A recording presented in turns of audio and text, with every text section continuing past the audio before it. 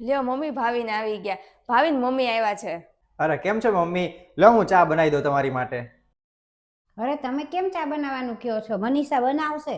અરે પણ મનીષા હું કામ બનાવશે ચા? ઘરમાં ચા હું જ બનાવું છું ને રોજ, તો હું જ બનાવી નાખું.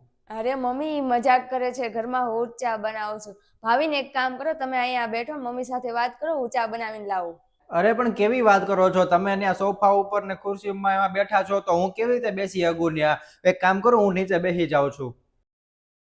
અને મને તો અમસ્તા મનીષાએ સમજાવેલું છે, ઘરમાં જ્યારે મહેમાન આવે ને ત્યારે એની સામું નીચે બેઠવાનું. મનીષા આ જમાઈ શું કે છે? તું કેમ એને નથી બેસવા દેતી ને નીચે બેહવાનું કહે છે? અરે મમ્મી હું એવું કોઈ દિવસ કાંઈ નથી કરતી, ખબર નહીં આજે ઈ કેમ એવું કરે છે. અરે તમે તમારો મૂડ ખરાબ ન કરો, એક કામ કરો, હું તમારી માટે કંઈક નાસ્તો લેતો આવું. અરે પણ બહાર કેટલી ઠંડી છે, બહાર નથી જવું. એક કામ કરીએ, ઓનલાઈન ઓર્ડર કરી દો જે મગાવવું હોય. હા સાચી વાત છે, કેટલી ઠંડી છે, બહાર જવાની કાંઈ જરૂર નથી, હું હમણાં જ ઓનલાઈન ઓર્ડર કરી દઉં છું. અરે પણ ઓનલાઈન હું કામ ઓર્ડર કરવાનો છે? ના ના મમ્મી, ઓનલાઈન ઓર્ડર નથી કરવો. મને આ વસ્તુ મનીષાએ શીખવાડેલું છે કે ઓનલાઈન ઓર્ડર કરીએ ને તેમાં 20-30 રૂપિયા વધારે ચાર્જ લાગી જાય છે. અને ઠંડી હોય, શિયાળો, કાંઈ પણ હોય, ચોમાસું હોય કે ઉનાળો હોય, ગમે એ હોય ને તો મારે બહારથી જ લેવા જવાનું, મારી માટે તે ને એની માટે તે.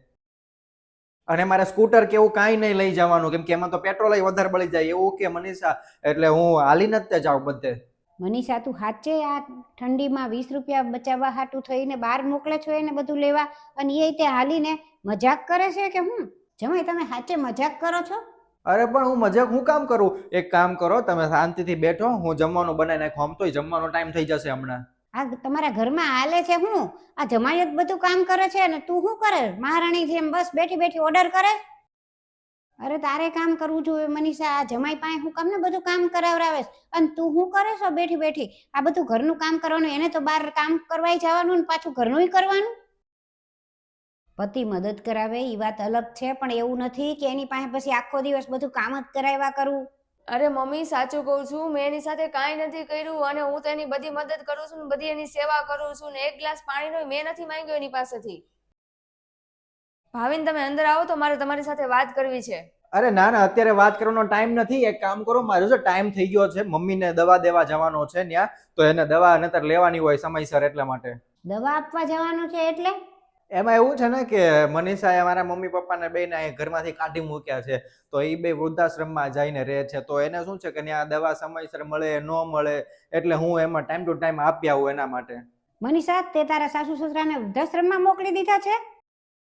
આ તારા ભાઈના લગ્ન થશે અને એની વહુ આવશે, એ મને વૃદ્ધાશ્રમમાં મૂકી આવશે ને? ઘરડાને તો કોઈ રાખવાના જ નથી ઘરમાં. તને મેં આવા સંસ્કાર આપ્યા છે અને તું વિચાર કર કે એના મમ્મી પપ્પાની જગ્યાએ હું હોત તો? અને જમાઈ તમે મને કોઈ દિવસ આ વાત ન કરી, એકવાર તો મને વાત કરવી હતી. તમે એક કામ કરો, અત્યારે ને અત્યારે વૃદ્ધાશ્રમમાંથી તમારા મમ્મી પપ્પાને લઈ આવો અને તું હાલ તારો સામાન બાંધ. તું આ ઘરમાં રહેવાને લાયક જ નથી.